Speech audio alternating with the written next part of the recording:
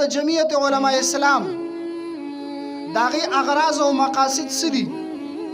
زما محترم مسلمانانو ورونو داغي اغراض او مقاصد د محترمو چې په تمامه دنیا کې د الله رب العزت چې کوم را لېږل قانون دی الله رب العزت چې کوم انبیاء علیهم السلام د کوم میشن د پاره را لېږلیو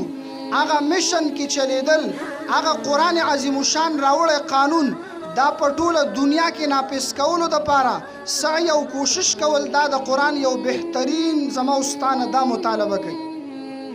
مسلمانانو ورونو تاسو وکتل چې کله انګریز په 1701 عیسوي کې د ایسټ انډیا په نوم باندې راغی او کله په دې ملک کې د مسلمانانو په دې ملکونو کې وردن نشو او د مسلمانانو هغه ورورو د هغې په کلو کې مشري واغسته بیا دغه شان ضلع او بیا دغه شان ورورو هغه ځای ته ورسېدل چې د هغې په لاس کې او د هغې په قبضه کې د مسلمانانو ټول هر څه راله. زما محترمو مسلمانانو ورونو په هغه وخت کې علماء دیوبند هغې یو نظریه وه د هغې یو سوچ و هغې دا فتوه په هغه وخت کې م ورکړې وه چې دغه یهود او دغه بدبخته خلک دا به د مسلمانانو په ځایونو کې ځایونه نه اخلي د دې بدبختو نه که په دغه وخت کې تاسو ظاهري تمه د اسبابو کوئ چې دا به موږ له خیر راکړي د دنیا په لحاظ سره او بعضې هغه د حکومت خلکو هغه د هغه وخت کې د انګریز تالیسټو خلکو په دې باندې فتوه م ورکړه چې معاملات خو د کفارو سره جایز دي خو الحمدلله د علماء دیوبند د هغې د سوچ نه قربان شم هغې په هغه وخت کې ویلي ټیک ته زم دا منم چې علماء دیوبند د هغې چې کم سوچ دی که ما او تا د هغې سره او هغه مسلمانانو د هغې سره محترمو هغې ورسره دا سوچ یو کړی نن به په فلسطین باندې دا حل نه و دا کم چې پې نن شروع دی. محترمو نن به زما اوستا په هغه ملکونو کې چې کم د لا اله الا الله په نوم باندې آزاد شوي ملکونه په ټوله دنیا کې 2 ملکونه دا په نظریه باندې آزاد شوي دا یاد ساتئ. یو سعودي عرب دی چې هغه د لا اله الا الله په نوم باندې آزاد شوی یو پاکستان دی چې دا د لا اله الا الله په نوم باندې آزاد شوی. محترم مسلمانانو ورونو هغه خلک که نن موږ وګورو او دا ملک د چا د وجې نه آباد دی قسم بالله چې په کم ملک کې د علماو سیاست نشته نن د هغه خلکو علما هغې په سرو سترګو ژاړي محترمو هغې حق خبره نشي کولی او که هغې حق خبره کوي نو بله ورځ زموږ په کټیګړی کې جلسه وه او زموږ امیر تحصیل امیر مفتی حمادالله صاحب دامت برکاتهم العالیه واضحه د خلکو ته دا خبره وکړه چې په کوم ځای کې د علماو سیاست نشته قسم بالله هلته کې د شریعت خبره کول او هغه خبره چې هغه په حکومت په هغه وخت کې په هغې باندې بده لګي زما محترمو هغه په دقه ځای کې د منبر نه راکوزئ او څومره په بېعزتۍ باندې راکوزئ او د هغه ځای جیل دی بیا او بله ورځ تاسو اخبار وکتو چې په هغه اخبار کې د سعودي عرب د حرم شریف امام د هغه جنازه د جیل نه راویستله. زما محترمو تاسو وګورئ چې په کومو ملکونو کې دغه خلک نشته نن ورشه په بنګلادیش کې زموږ چې ټولو نه غټه مدرسه په هغې کې به 4000 6000 8000 طلبه په بنګلادیش کې دومره غټې غټې مدرسې دي قسم دی 38000 40000 35000 30000 طلبه په یو مدرسه کې درس کوي خو زما هلته کې سبق وای خو زما محترمو مسلمانانو ورونو هغه خلک سره د دومره کثیر تعداد نه هغې نن مجبوره دي نن هغه مغلوبه دي ولې چې هغې خلکو خپل علماو له لاس ورنکړو هغې خلکو خپل علما دا صرف د مصلې پورې خاص کړه. زما محترمو مسلمانانو ورونو نن هغه سړی م راپاسي چې کم یو کس هغه د دین خبره کوي کم یو کس هغه د شریعت خبره کوي زما او ستا په خوله کې د هغه دپاره څه دي صرف دغه خبره ده یاره دا مولا ښه سړی دی خو دا سیاسي دی نه منم. تاسو وګورئ قادیانۍ بدبخته لعین دا د پارلمنټه یو 15 بوډاګانو زویپانو مسلمانانو ایستی دی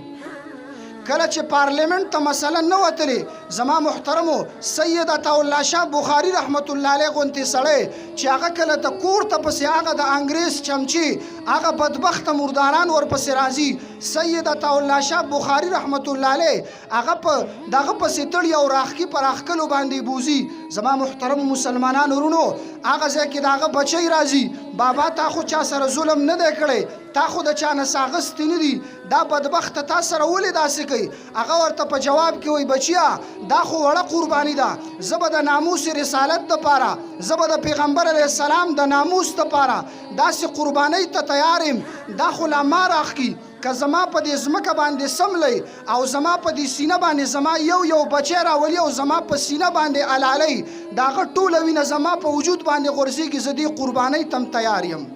زما محترمو دغه قربانۍ هغه علماو 10,000 علما څه د پاسه دا زما محترمو د ناموس رسالت په دغه میشن کې شهیدان شو کله چې محترمو مسلمانانو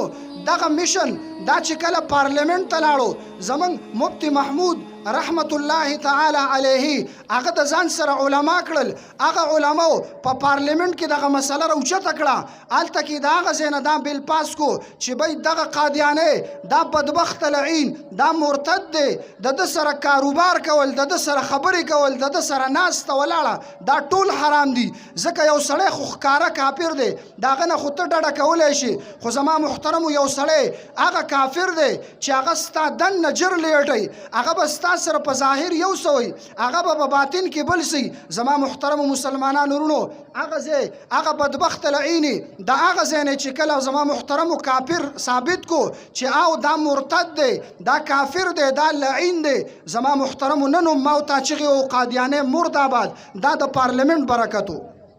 که دا د پارلیمنت ته دغه علما نه وي نن به په لکونو پکې زما محترمو دا به پکې دا به دلته کې ما او تا به دا اواز نه شو کولی نن هغه قادیانان لګېدلي او د هغه قادیانانو چې به کومه خبره کوله چې هر مولا منم خو سیاسي نه منم نن د هغه قادیاني هغه خبره نن څوک کوي هغه زما دا مسلمان رور کوي زه عالم منم خو سیاسي عالم نه منم دا ته نه کې دا ته د قادیانانو په خوله باندې لګیئ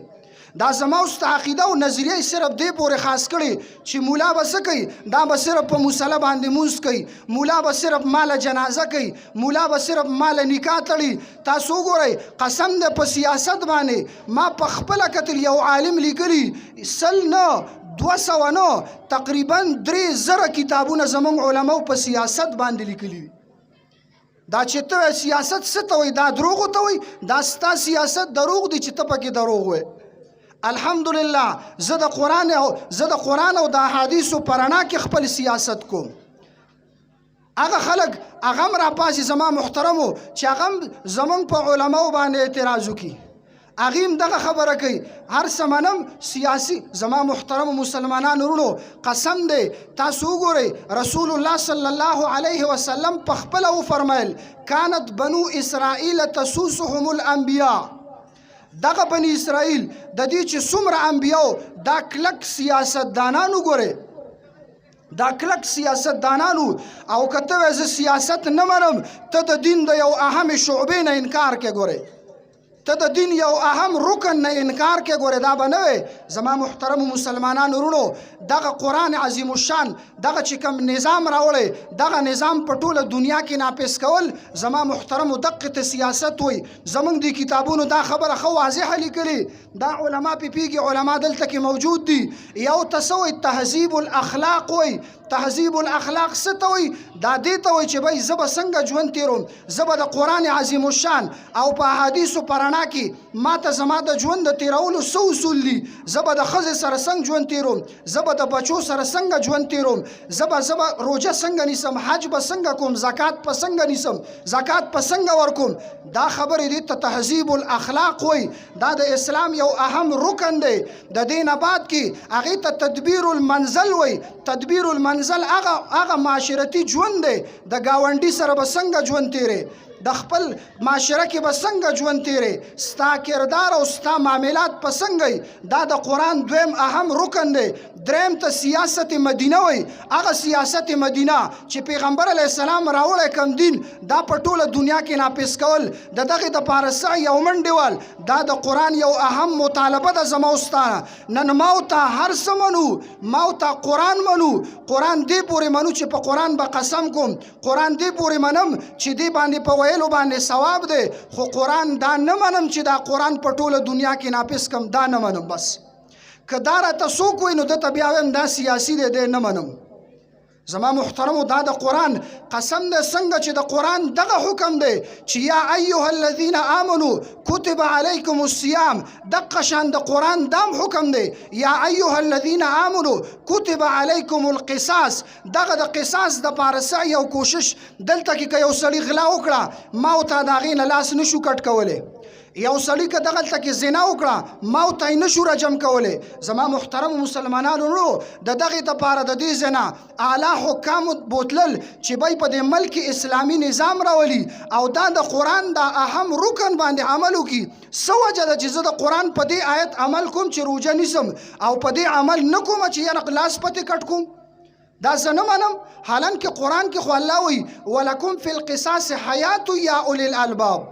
اے د عقل خاوندانو که تاسو کې لږ هم عقلي نو تاسو لږ وګورئ په دې کې خو ستاسو ژوند پروت دی. مسلمانانو زما محترمو سیاست د دقې نوم دی، سیاست د دې نوم دی. جمعیت علماء اسلام د دې دپاره منډې او ترړې وی چې په ملک اسلامي نظام راشي او دغه اسلامي نظام زما محترمو چې دا د ادنا نه واله تر اعلی پورې لاړ شي او هغه ځای کې بیا ستا د ملک بیا به څوک غلا نه کوي، بیا به څوک په لار کې ډاکې نه اچوي، بیا به څوک زنا نه کوي، بیا به څوک شراب نه څکي. زما محترمو د جمعیت علماء اسلام میشن هغه دا دی خدا کی زمین پر خدا کا نظام. دا د جمعیت علماء اسلام داغه اغراض او مقصد